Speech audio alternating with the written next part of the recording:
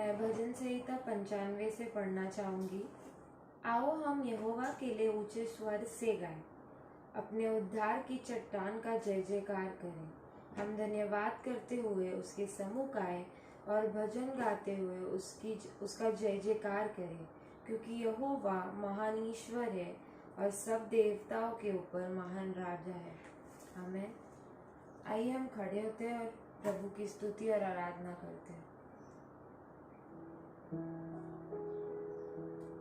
प्रभु तेरा धन्यवाद देते हैं इस शाम के समय के लिए। प्रभु धन्यवाद करते हैं प्रभु कि तू महान राजा है, प्रभु कि तू हमारा पिता है। प्रभु मांगते हैं प्रभु कि जैसे हम तेरी स्तुति आराधना करें प्रभु, कि तुझी को सारी महिमा, सारा आदर, सारा गौरव मिले प्रभु।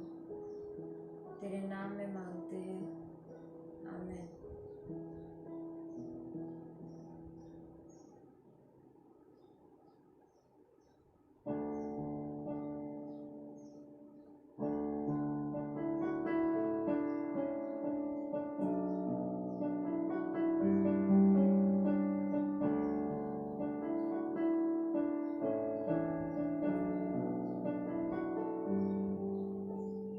क्या दे सकता हूँ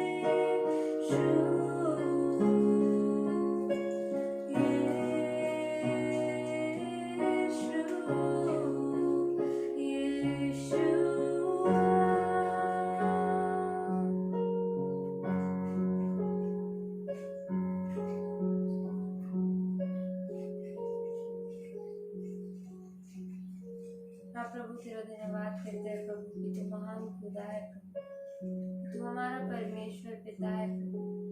तेरा धन्यवाद करते हैं प्रभु कि तूने हमारे लिए तेरी जान दी प्रभु, ताकि हम यहाँ आज़ादी में खड़े होकर तेरी स्तुति और आराधना कर सकते हैं प्रभु, ताकि हम आज़ादी में जी सके प्रभु।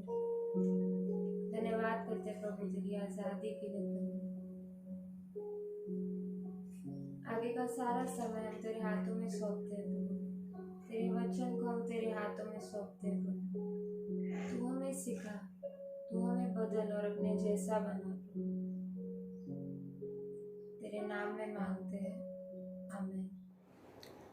मेरे प्यारे कलीसिया, आज शाम की सभा में आप सभी का स्वागत करना चाहता हूं और मैं धन्यवाद देना चाहता हूं परमेश्वर पिता का, क्योंकि उन्होंने हम सभी को फिर से ये मौका दिया कि हम उसके चरणों में आए, उसके निकट आए, उसका स्तुति और आराधना करें और उसका जो वचन है उससे हम कुछ सीखें। और मैं धन्यवाद देता हूँ एंजल का, उन्होंने बहुत ही खूबसूरत तरीके से स्तुति और आराधना के जरिए हम लोगों का अगुवाई किया है। और मैं विशेष रूप से परमेश्वर पिता का धन्यवाद देता हूँ, क्योंकि उन्होंने मुझे फिर से ये मौका दिया कि मैं आप लोगों को परमेश्वर का वचन से कुछ शेयर कर सकूँ। और आज का जो मैंने वचन लिया है वो है मत्ती लिखित सुसमाचार, उसका 7वां अध्याय 24 से लेकर 29 तक।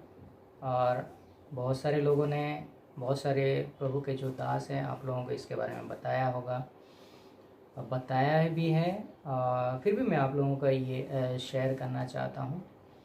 और ये जो वचन है, ये वचन में हमारा जो यीशु ये चाहता है कि हमारा जो जीवन है वो जीवन को उसके तरीके से, उसके बताए हुए जो रास्ते हैं उससे, उस तरह से हमको जीना है, उस तरह से हमको हमारे जीवन को बनाना है। तो आइए हम वचन में आगे बढ़ने से पहले प्रार्थना करते हैं और परमेश्वर से आशीष लेते हैं। आइए हम प्रार्थना करते हैं। धन्यवाद देते हैं परमेश्वर, धन्यवाद देते हैं पिता, क्योंकि तू महान है परमेश्वर, तू राजाओं का राजा है, तू आदि और अंत है परमेश्वर। तेरे बिना हम कुछ नहीं कर सकते परमेश्वर। हे पिता, आज शाम की सभा में हम तेरी उपस्थिति चाहते हैं परमेश्वर। हे परमेश्वर, जब हम तेरी स्तुति और आराधना कर रहे हैं, तेरी वचन सुन रहे हैं परमेश्वर, तू हम सभी के साथ रहे परमेश्वर। जहाँ कहीं भी कोई भी इंसान ये वचन सुन रहा है परमेश्वर, तू उसके साथ रहे, तेरी उपस्थिति उनको महसूस करने दे परमेश्वर। हे पिता, जब मैं ये वचन बांट रहा हूँ तो मुझे ज्ञान दे परमेश्वर, तू मुझे छुपा ले परमेश्वर, और तेरी उपस्थिति होने दे परमेश्वर। हे पिता, आगे का सारा समय हम तेरे हाथों में सौंपते हैं। ये छोटी सी दुआ तेरे मीठे और प्यारे नाम से मांगते हैं, सुन और कबूल कर, आमीन। मेरे प्यारे कलीसिया, जैसे कि मैंने बोला कि ये जो वचन है मत्ती लिखित सुसमाचार उसका 7वां अध्याय 24 से लेकर 29 तक का है, और मैं आपके लिए पढ़ता हूँ। वचन में ऐसे लिखा जाता है, इसलिए जो कोई मेरी ये बातें सुनकर उन्हें मानता है वह उस बुद्धिमान मनुष्य के समान ठहराएगा जिसने अपना घर चट्टान पर बनाया, और मेघ बरसा और बाढ़ें आई और आंधियां चली और उस घर से टकराई, फिर भी वह नहीं गिरा क्योंकि उसकी नींव चट्टान पर डाली गई थी। परंतु जो कोई मेरी ये बातें सुनता है और उस पर नहीं चलता वह उस निर्बुद्ध मनुष्य के समान ठहरेगा जिसने अपना घर बालू पर बनाया, और मेघ बरसा और बाढ़ें आई और आंधियां चली और उस घर से टकराए और वह गिरकर सत्यानाश हो गया। जब यीशु ये बातें कह चुका तो ऐसा हुआ कि भीड़ उसके उपदेश से चकित हुई, क्योंकि वह उनके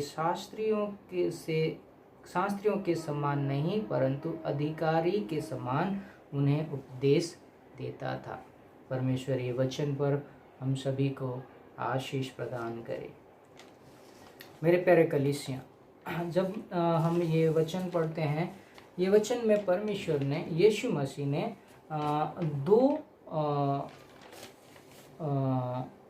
घर बनाने वाले के बारे में बताया है, और एक बुद्धिमान है और एक मूर्ख है।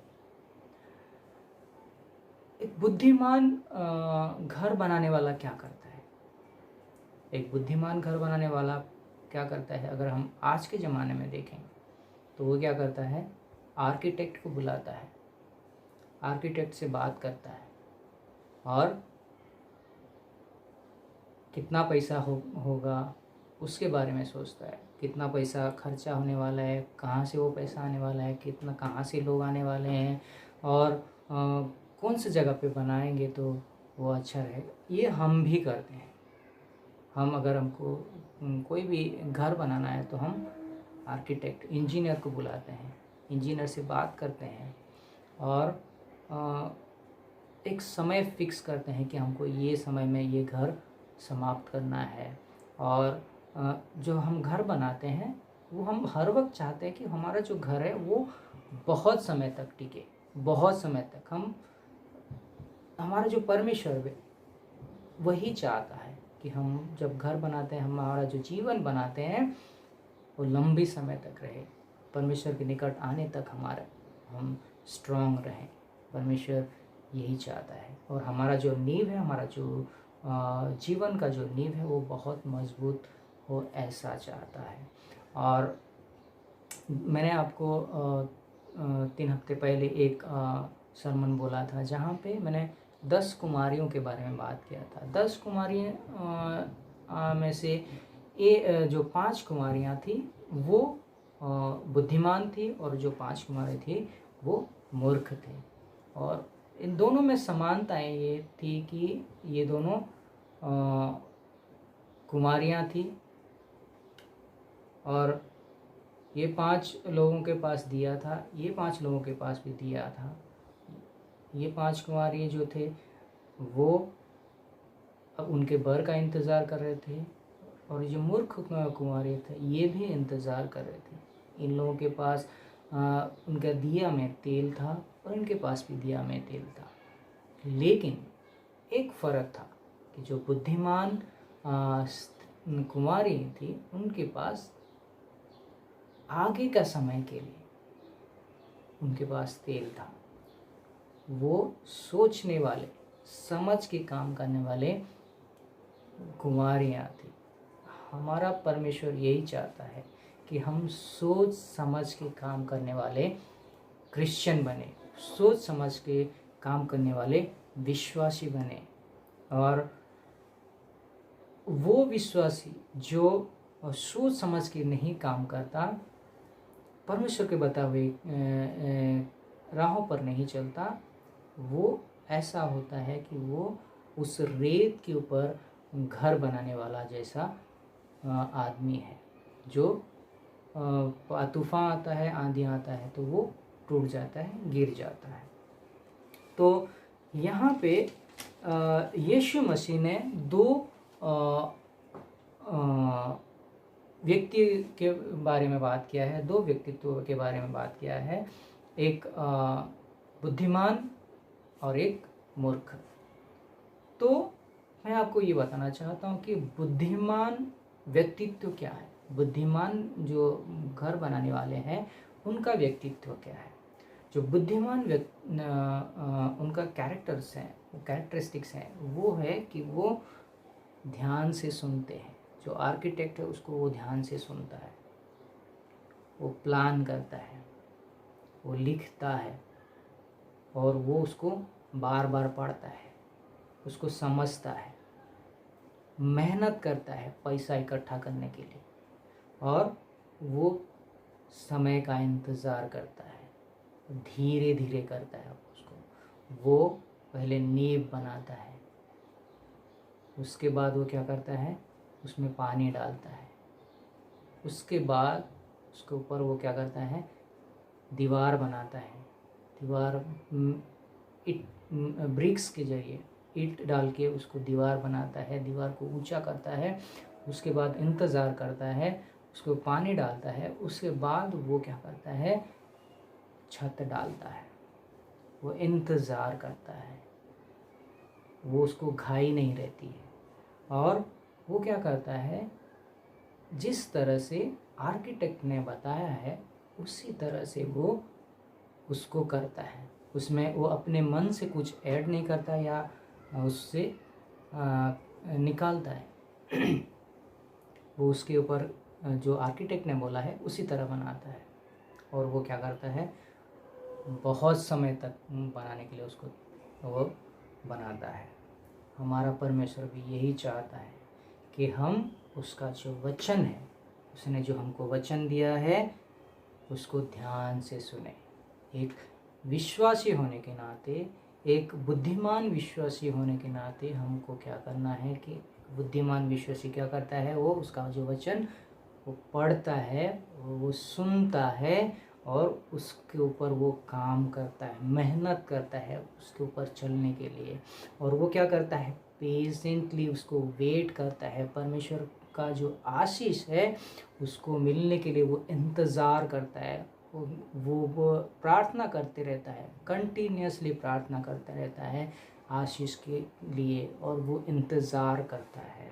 और परमेश्वर का जो वचन दिया है वो उसी की तरह चलता है, उसमें अपने मन से कुछ जोड़ता नहीं या अपने मन से उसमें से कुछ निकालता है। और परमेश्वर का जो वचन के ऊपर वो चलता है। दूसरी तरफ जो व्यक्तित्व है, मूर्ख लोगों का जो व्यक्तित्व है, मूर्ख घर बनाने वाले का जो व्यक्तित्व है, उसका व्यक्तित्व के बारे में हम बात करेंगे। उसका पहला कैरेक्टरिस्टिक्स ये है, पहला व्यक्तित्व ऐसा है कि वो भावुक होता है, वो इमोशनल होता है, वो परमेश्वर का वचन को वो समझ नहीं पाता है। वो जो परमेश्वर का जो वचन बोला जाता है वो उसको समझता नहीं है, वो दिल में उसको जो आता है वो करता है, और वो भावुक होता है। और हर वक्त वो किसके ऊपर उसका आनंद रहता है, वो अपना खुद का आनंद के ऊपर वो चलता है। वो सोचता है कि जो ये विश्वासी, ये जो क्रिश्चियनिटी है, ये आनंद के लिए है, और वो मौज मस्ती करने के लिए वो सोचता है, और वो दुनिया का जो प्लेजर है, दुनिया का जो आनंद है, उसके ऊपर वो मशगूल रहता है। और तीसरा कैरेक्टरिस्टिक्स ये है कि तीसरा व्यक्तित्व है कि वो लेज़ी रहता है, मानसिक तौर से वो, मन से वो लेज़ी रहता है। वो जो परमेश्वर उनको बताता है, जो बाइबल उनको बताता है, वो उसके ऊपर एक्ट करना नहीं चाहते, उसके ऊपर चलना नहीं चाहता है। वो उसको, उसके जो वचन है उसको पढ़ना नहीं चाहता है, और उसका जो मन है वो दुनिया की तरह मन है, और वो आलसी हो जाता है। वो वचन को पढ़ता नहीं है, वचन को सुनता नहीं है, ध्यान से देखता नहीं है। और चौथा जो है, जो बाइबल में जो डॉक्ट्रिन्स हैं, जो सिद्धांत है, बाइबल के जो सिद्धांत हैं, उसके ऊपर वो चलता नहीं है। वो मूर्ख व्यक्तित्व जो है वो क्या करता है, ऐसी जगह ढूंढता है, ऐसा चर्च जाता है जहाँ पे उसको बाइबल के जो डॉक्ट्रिन्स हैं, बाइबल के जो दृष्टांत, जो सिद्धांत हैं, वो सब नहीं होता है। उस तरह के चर्च में जाता है, वहाँ पे खाता है, पीता है, मौज मस्ती का चलते रहता है, और जहाँ पे परमेश्वर का जो बताए हुए रास्ते पे चलते हैं वैसे नहीं चलते हैं, वैसी जगह पे वो जाता है, वैसी जगह पे वो प्रार्थना करता है, वैसी जगह पे जाके उपासना करता है। और पांचवा जो छठा जो व्यक्तित्व है वो आशीर्वाद के लिए प्रार्थना करता है। सिर्फ आशीर्वाद, सिलेक्टिव होते हैं। जैसे कि वो बाइबल अगर पढ़ता है तो जहाँ पे सिर्फ आशीर्वाद के बारे में लिखा है उसको पढ़ेगा, और वो सिर्फ आशीर्वाद पाने के लिए प्रार्थना करेगा। और वो क्या करता है, जो जहाँ पे जजमेंट के बारे में, यीशु मसीह का जो पुनरागमन के बारे में है उसको नहीं पढ़ेगा। जो पुनरागमन के समय क्या क्या होने वाला है, किस तरह से जजमेंट होने वाला है, उस जजमेंट को वो, और उस उपदेश को वो सुनने के लिए तैयार नहीं रहता है, वो पढ़ता नहीं है। सिर्फ जहाँ पे आशीर्वाद होता है उस बाइबल को पढ़ता है, और जहाँ पे सिलेक्टिव होता है, जो मतलब जहाँ पे जो वचन है आशीर्वादित करने के लिए वही वचन पढ़ता है। और सातवां जो कैरेक्टरिस्टिक्स है वो अधीर होता है, मतलब इम्पेशेंस होता है, उसके अंदर धीर नहीं रहता है, वो वेट नहीं कर सकता, किसी भी चीज़ का वेट नहीं कर सकता है।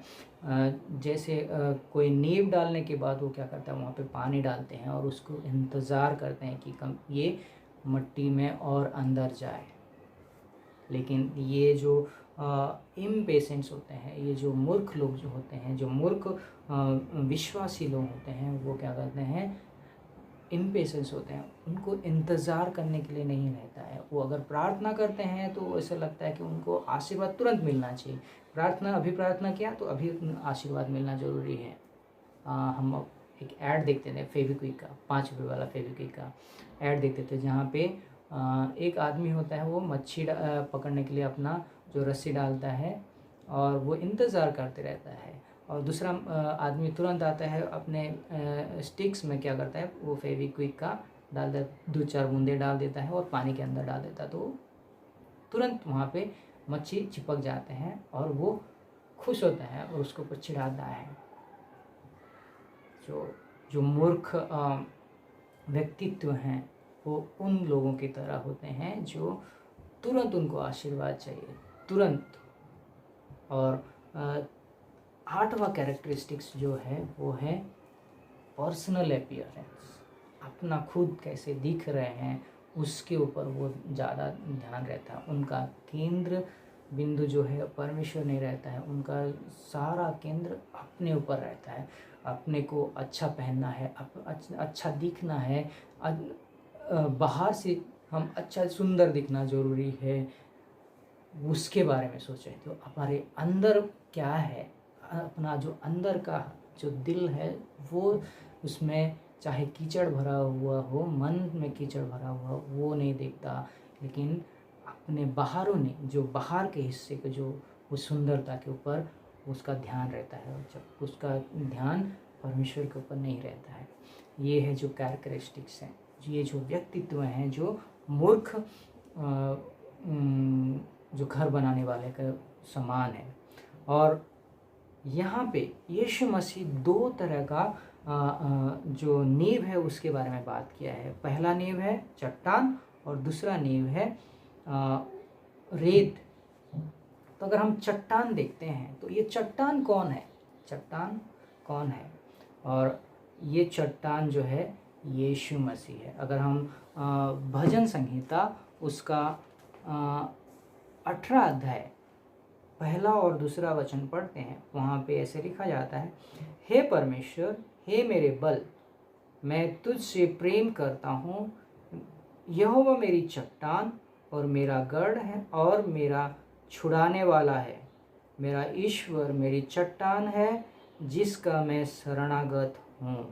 वह मेरी ढाल और मेरी मुक्ति का सींग और मेरा ऊंचा गढ़ है। यहाँ पे दाऊद बोलता है कि परमेश्वर मेरी चट्टान है। और अगर हम देखते हैं यशाया का किताब उसका 28वां अध्याय 16वां वचन, वहाँ पे ऐसे लिखा जाता है कि इसलिए प्रभु यहोवा यो कहता है, देखो मैंने सिय्योन में नींव का एक पत्थर रखा है, एक परखा हुआ पत्थर, वो एक परखा हुआ पत्थर, कोने का अनमोल और आत दृढ़ नींव को योग्य पत्थर। वो पत्थर पर ये परमेश्वर ने रखा है। और वो पत्थर कौन है? यीशु मसीह है। वो परखा हुआ पत्थर है और परखा हुआ चट्टान है। यीशु परमेश्वर ने उसको परखा है और परमेश्वर ने परख के इस धरती पर भेजा है।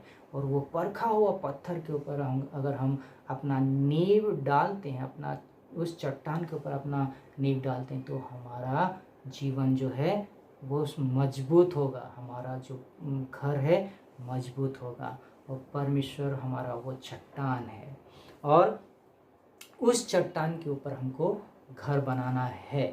अगर हमको उस चट्टान के ऊपर घर बनाना है तो यीशु मसीह के बताए हुए राह पे चलना बहुत ज़रूरी है।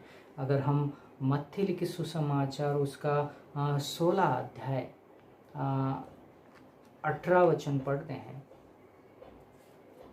वहाँ पे ऐसे लिखा जाता है, यीशु मसीह बोलता है कि और मैं भी तुझसे कहता हूँ कि पतरस, तू पतरस है और मैं इस पत्थर पर अपनी कलीसियाँ बनाऊंगा और अधोलोक के फाटक उस पर प्रबल न होंगे। यीशु मसीह बोलता है कि मैं इस पत्थर के ऊपर अपना कलीसियाँ बनाऊंगा। शुरुआत यीशु मसीह करता है। उस कलीसियाँ बनाने का शुरुआत यीशु मसीह करता है। जब तक यीशु मसीह शुरुआत नहीं करता है, हम लोग उसके ऊपर कुछ नहीं कर सकते हैं। उस चट्टान के ऊपर हम लोग कुछ नहीं करते हैं। जब तक यीशु मसीह हमको आदेश नहीं देता है, उसका इच्छा नहीं होता है, हम उसके ऊपर उस चट्टान के ऊपर घर बना नहीं सकते। उसका आदेश के बिना हम ये नहीं कर सकते, उसके ऊपर घर नहीं बना सकते।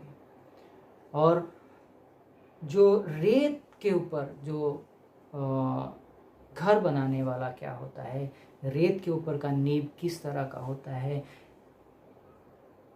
हर एक व्यक्ति जो परमेश्वर का वचन नहीं सुनता है, जो परमेश्वर ने बताए हुए रास्तों पर नहीं चलता है, हर उस व्यक्ति उस रेत पे बनाए हुए नींव की तरह होते हैं, जो तूफान आने से गिर जाता है, तूफान से वो ढल जाता है। और हर एक घर को, जब हम घर बनाते हैं, हर एक घर को क्या होता है, परखना ज़रूरी होता है। मैं हमारे ऑफिस के बात मैं करता हूँ। जब कोई हमारे संस्था में क्या है, बहुत सारे बच्चे हैं, तो मेरे जो बॉस हैं वो कोई भी चीज़ अगर कोई बनाते हैं तो क्या करते हैं, पहले बच्चे लोगों को बोलते हैं उसके ऊपर जंप करो। अगर दरवाज़ा बनाया गया तो हमारे बॉस बोलते हैं उसके ऊपर तुम जाके धक्का मारो। उसके बाद वो जो बनाता है उसके सामने वो सब करते हैं और बच्चे लोग जाके उस वहाँ के ऊपर जंप करते हैं, धक्का मारते हैं। अगर टूट गया तो वो बोलते हैं कि वापस बनाओ, क्योंकि उनको मालूम है कि ये बार बार होने वाला है, बच्चे हैं तो ये सब करने वाले हैं। तो वो मजबूत कितना है ये जो दरवाज़ा है, मजबूती को बहुत मजबूत होना ज़रूरी है, यही सोचते हैं। और हमारा परमेश्वर भी ये चाहता है कि हमारा जो घर है वो मजबूत होना ज़रूरी है। तो इसीलिए वो टेस्ट करना ज़रूरी है, उसके लिए टेस्टिंग करना ज़रूरी है। और हर एक घर का टेस्टिंग करना ज़रूरी होता है और हर एक दिल का भी टेस्टिंग करना ज़रूरी होता है। परमेश्वर वो टेस्ट करता है और टेस्टिंग करने के बाद ही उस घर में वो रहने के लिए आता है। और किस तरह का टेस्ट होता है, अगर हम देखें बाइबल में बहुत जितने भी कैरेक्टर्स हैं, जितने भी व्यक्तित्व हैं, उनके ज़िंदगी में भी परीक्षा आई है, उनको टेस्ट किया गया है। अब्राहम को टेस्ट कराया गया, परमेश्वर ने अब्राहम को टेस्ट किया, उनका इकलौता बेटे को ऊपर लेके जाके बलिदान चढ़ाने के लिए बोला, और वो एक टेस्ट था। जोसेफ के जीवन में टेस्ट आया, योना के जीवन में टेस्ट आया, परीक्षा आया।